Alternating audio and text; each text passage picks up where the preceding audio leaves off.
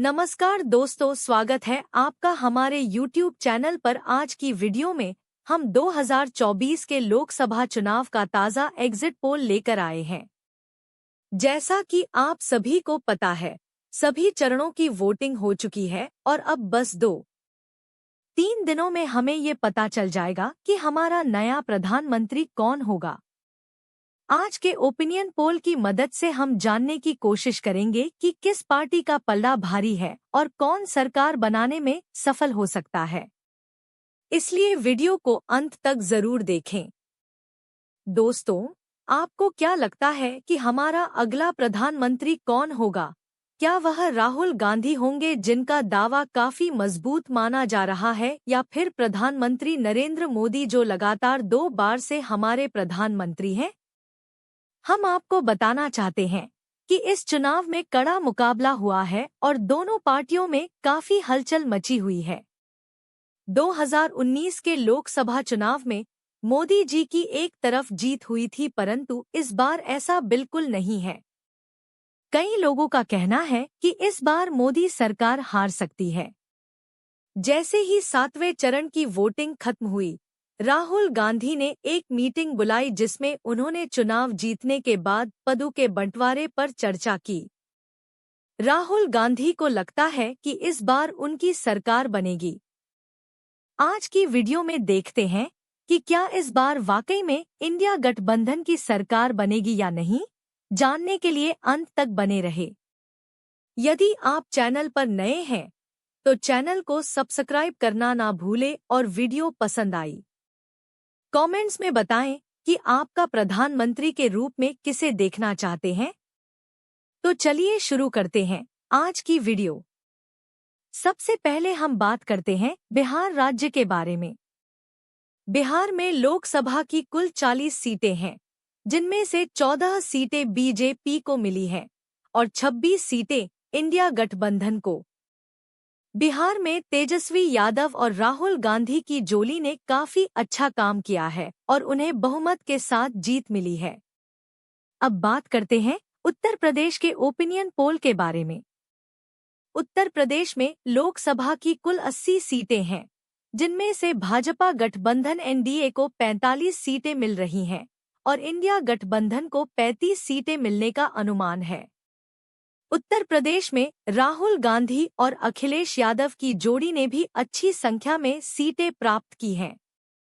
हालांकि बीजेपी हर चुनाव में यहां बहुमत से जीतती रही है, लेकिन इस बार उसे भी चुनौतियों का सामना करना पड़ रहा है। तो चलिए अब हम बात करते हैं देश के अगले राज्य मध्य प्रदेश की ओपिनियन पोल के बारे में। मध्य प्रदेश में लोकसभा की कुल 29 सीटें हैं, जिनमें से 20 सीटें भाजपा गठबंधन एनडीए को मिल रही हैं। यहां बीजेपी पार्टी की स्थिति काफी मजबूत है। उन्होंने बहुमत से सरकार बनाई है।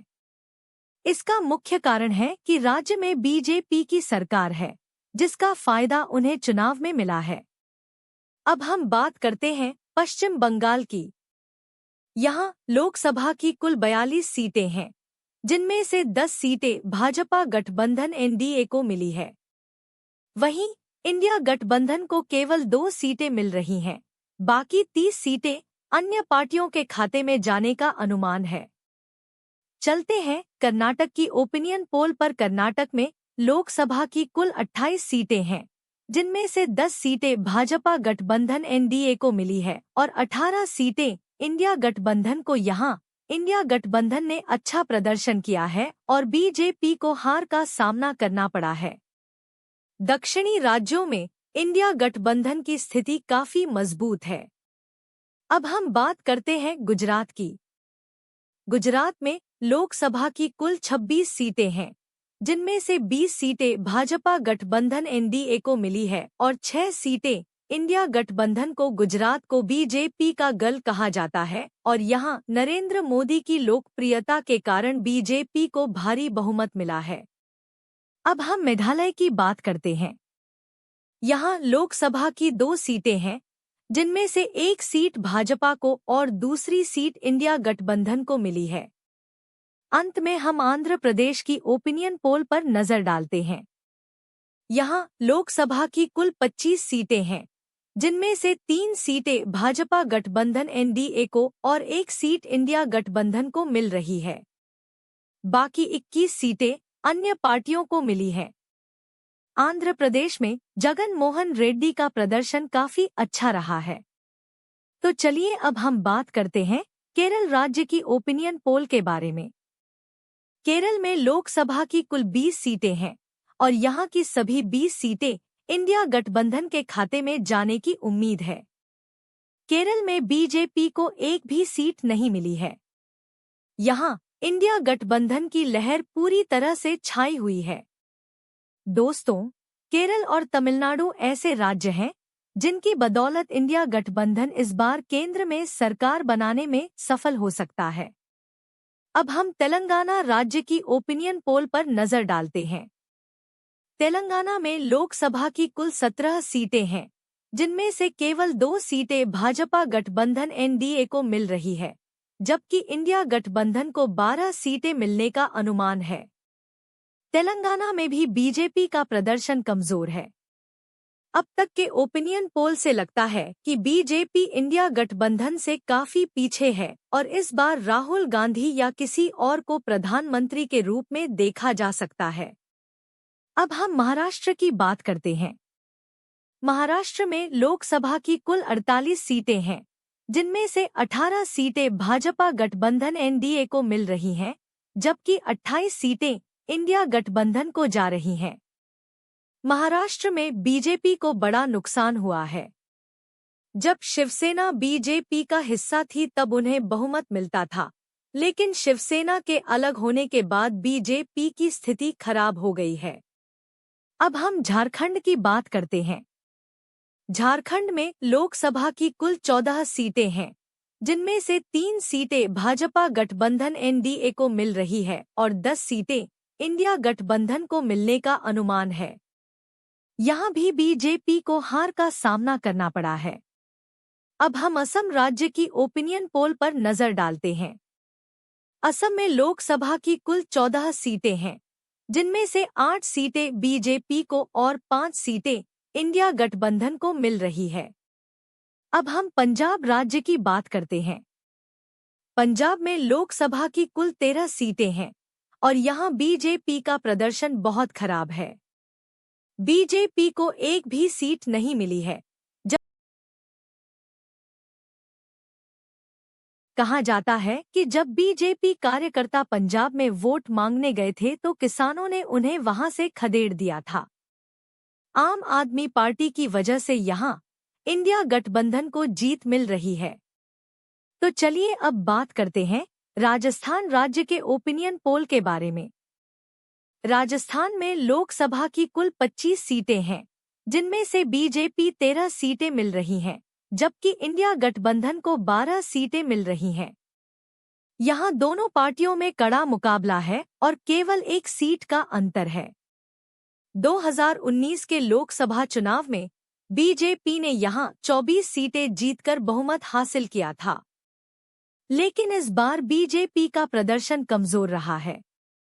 अब हम छत्तीसगढ़ राज्य की ओपिनियन पोल पर नजर डालते हैं। छत्तीसगढ़ में लोकसभा की कुल 11 सीटें हैं, जिनमें से भाजपा गठबंधन एनडीए को 4 सीटें मिल रही हैं, जबकि इंडिया गठबंधन को 7 सीटें मिलने का अनुमान है। 2019 के लोकसभा चुनाव में भाजपा गठबंधन ने यहां 9 सीटें जीती थी, लेकिन इस बार उनकी सीटें काफी कम हो गई हैं।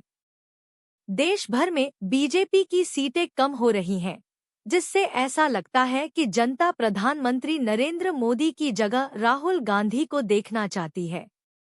आपकी क्या राय है? कमेंट में जरूर बताएं। अब हम हरियाणा राज्य के ओपिनियन पोल की बात करते हैं।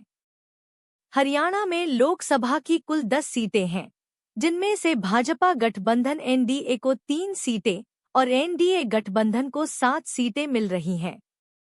हरियाणा को बीजेपी का गढ़ माना जाता था क्योंकि हर चुनाव में बीजेपी बहुमत से जीतती थी, लेकिन इस बार बीजेपी को हरियाणा में हार का सामना करना पड़ रहा है। अब उत्तराखंड की बात करते हैं। उत्तराखंड में लोकसभा की कुल 5 सीटें हैं, जिनमें से बीजेपी को 3 सीटें और इंडिया गठबंधन को 2 सीटें मिल रही हैं। पिछली बार बीजेपी ने यहां सभी 5 सीटें जीती थी, लेकिन इस बार उनकी सीटें कम हो गई हैं। अब हम हिमाचल प्रदेश की ओपिनियन पोल पर नजर डालते हैं। हिमाचल प्रदेश में लोकसभा की कुल 4 सीटें हैं, जिनमें से 2 सीटें इंडिया गठबंधन को और 2 सीटें भाजपा गठबंधन को मिल रही हैं। यहां दोनों पार्टियों में कड़ा मुकाबला है। अंत में हम दिल्ली के ओपिनियन पोल की बात करते हैं। दिल्ली में लोकसभा की कुल 7 सीटें हैं, जिनमें से 2 सीटें भाजपा गठबंधन को और 5 सीटें इंडिया गठबंधन को मिल रही हैं। अरविंद केजरीवाल की मदद से दिल्ली में इंडिया गठबंधन बहुमत से जीत रही है। तो चलिए अब हम बात करते हैं त्रिपुरा राज्य के ओपिनियन पोल के बारे में। त्रिपुरा में लोकसभा की कुल 2 सीटें हैं और यहां दोनों सीटें बीजेपी के खाते में जा रही हैं। त्रिपुरा में इंडिया अलायंस को कोई भी सीट नहीं मिली है। अब हम मणिपुर के ओपिनियन पोल की बात करते हैं। मणिपुर में लोकसभा की कुल 2 सीटें हैं और दोनों ही सीटें इंडिया अलायंस को मिली हैं। मणिपुर में बीजेपी को कोई सीट नहीं मिली है। यहां बीजेपी की हार का सबसे बड़ा लगने वाला है। आपके हिसाब से अगला प्रधानमंत्री कौन होना चाहिए, कमेंट में जरूर बताएं।